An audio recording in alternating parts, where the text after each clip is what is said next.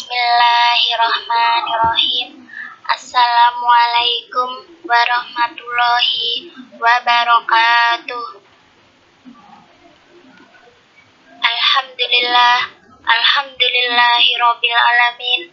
Assalatu wassalamu ala asrofi anbiya'i wal mursalin Sayyidina Muhammadin wa ala alihi washabihi ajmain, amma ba'du.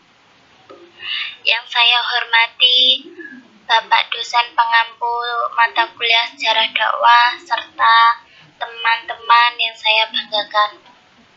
Di sini saya beserta kelompok saya yang beranggotakan Anita Rahman Kasana, Nurul Amalia, Hesti Novitasari, dan Wahyu Saputro ingin menuturkan sedikit hasil diskusi kami mengenai sejarah dakwah Nabi Daud alaihi wasallam. Topik pembahasan mengenai sejarah dakwah Nabi Daud alaihi wasallam yang pertama, kegiatan Nabi Daud alaihi wasallam. Yang kedua, kondisi mad'u ketika Nabi Daud alaihi wasallam berdakwah. Ketiga, respon mad'u terhadap dakwah Nabi Daud alaihi wasallam. Yang keempat, dampak kegiatan dakwah Nabi Daud alaihi wasallam di masyarakat, serta yang terakhir atau yang kelima, kekurangan dan kelebihan kegiatan dakwah Nabi Daud alaihi wasallam. Yang pertama, kegiatan Nabi Daud alaihi wasallam yang akan disampaikan oleh Hesti Novitasari. Monggo.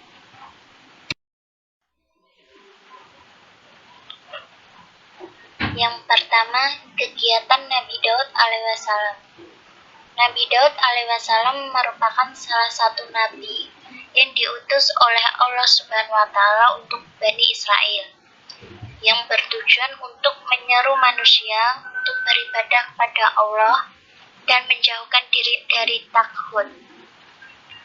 Nabi Daud alaihi wasallam memiliki kekuasaan dan kekuatan yang sangat hebat, kaya, dan sangat disegani. Kekuatan dan kelebihan sebagaimana yang digambarkan di dalam Al-Quran. Dengan kekuatan dan kekuasaan tersebut dipergunakan oleh Nabi Daud sebagai sarana dalam dakwahnya menyeru umatnya kepada tauhid. Nabi Daud alaihi wasallam pernah mengalahkan tentara Jalut. Dengan terbunuhnya Jalut, pasukan yang dipimpinnya dapat ditaklukkan oleh Nabi Daud alaihi wasallam. Dan terbunuhnya Jalut, Nabi Daud alaihi wasallam pun diangkat menjadi panglima perang dan dipersunting dengan putri sang raja. Nabi Daud dianugerahi oleh Allah Subhanahu wa taala sebuah kitab Zabur dan memiliki mukjizat seperti kemampuan melunakkan besi, mampu berbicara dengan burung, memiliki kerajaan yang kuat. Dan ketika Nabi Daud alaihi wasallam membaca kitab Zabur, gunung serta burung berkumpul ikut serta bertasbih karena ia memiliki suara yang sangat merdu.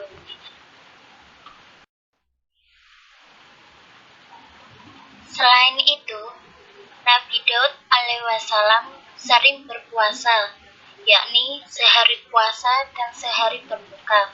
Puasa Nabi Daud sangat dianjurkan kepada umat muslim karena puasa sunnah ini merupakan sebaik-baiknya puasa. Puasa Daud ini bermula ketika Nabi Daud mendapatkan teguran keras dari Allah Subhanahu wa taala atas kekilafan dan kesalahannya memiliki 99 orang istri karena jumlah laki-laki dan perempuan tidak sebanding pasca pembantaian bagi laki-laki. Maka ia pun bertaubat dengan melakukan puasa yang dikenal dengan puasa Daud sampai sekarang. Kegiatan atau amalan-amalan yang sering dilakukan oleh Nabi Daud alaihi wasallam seperti puasa Daud, sholat malam, selalu berbuat dan beramal baik, terus belajar memperkaya ilmu, bertindak adil dan bijaksana, bekerja keras, selalu berpegang teguh hidayah, dan rela berkorban untuk agama.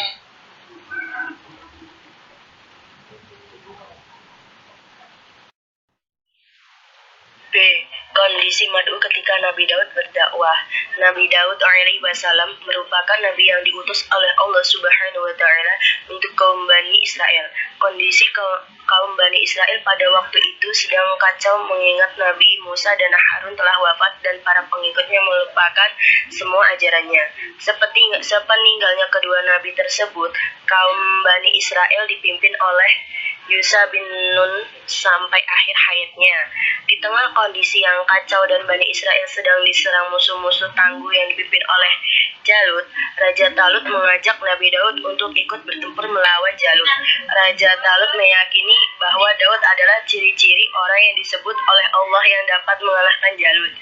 Pada akhirnya, Nabi Daud dapat mengalahkan Jalut sampai meninggal dengan melemparkan ketapel sangat keras ke kening Jalut.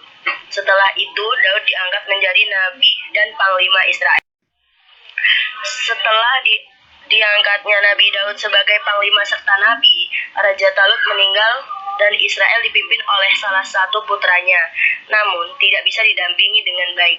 Pada akhirnya, Israel mengalami perpecahan. Dalam perpecahan tersebut terdapat dua kubu, yaitu kubu putra Talut dan kubu Nabi Daud.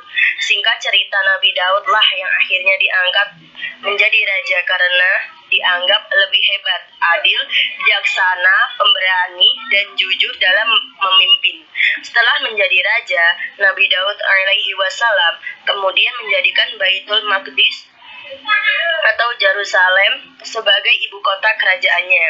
Ketika usia 40 tahun, Nabi Daud menerima risalah kenabian. Allah memberikannya kitab Zabur dan beberapa mukjizat. Gerakan dakwah yang dilakukan oleh Nabi Daud, dan tidak pula memberikan keterangan tentang kondisi kaum yang berada di bawah kekuasaannya. Namun, Al-Quran justru banyak mengungkapkan tentang kelebihan dan kekuatan yang dimilikinya. Tentang kekuatan dan kelebihan Nabi Daud nanti akan dijelaskan di slide selanjutnya. Dampak kegiatan dakwah Nabi Daud alaihi salam di masyarakat.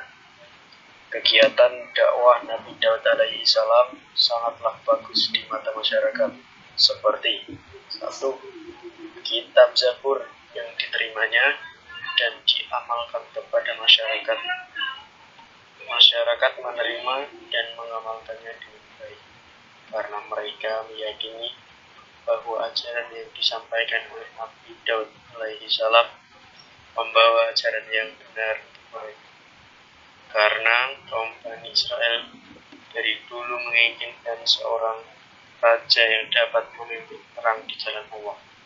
Nabi Daud memiliki suara yang merdu saat membaca atau melantunkan kitab Zabur.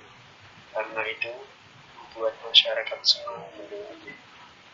Yang kedua, puasa yang dilakukan Nabi Daud alaihi salam pada waktu itu sangat berpengaruh kepada masyarakat, karena terbukti sampai sekarang banyak masyarakat yang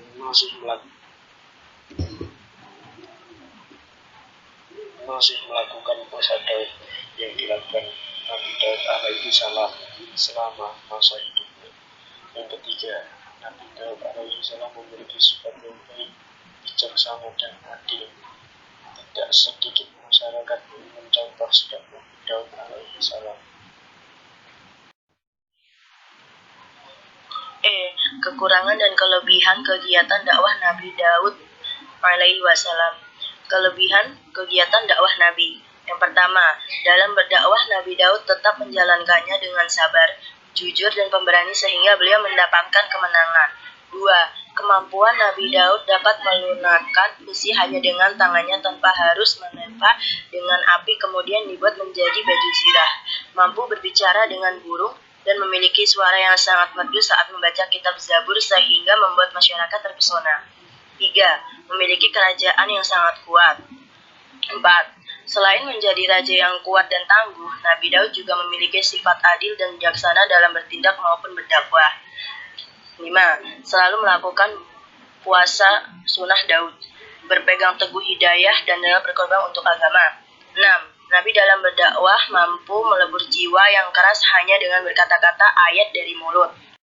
Kekurangan kegiatan dakwah Nabi. Yang pertama, Nabi Daud dulunya memiliki hawa nafsu yang tinggi sehingga beliau memiliki 99 istri dan akhirnya beliau bertaubat. Untuk zaman modern seperti ini tidak lazim untuk dilakukan meskipun poligami diperbolehkan dengan syarat istri pertama mengizinkan. 2.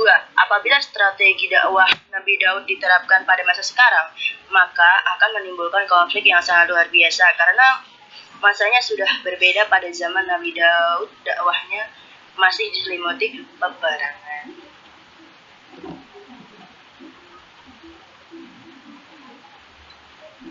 Oke, sekian presentasi dari kelompok kami. Mohon maaf kalau ada salah kata dan terima kasih. Wabillahi taufiq wa hidayah. Wassalamualaikum warahmatullahi wabarakatuh.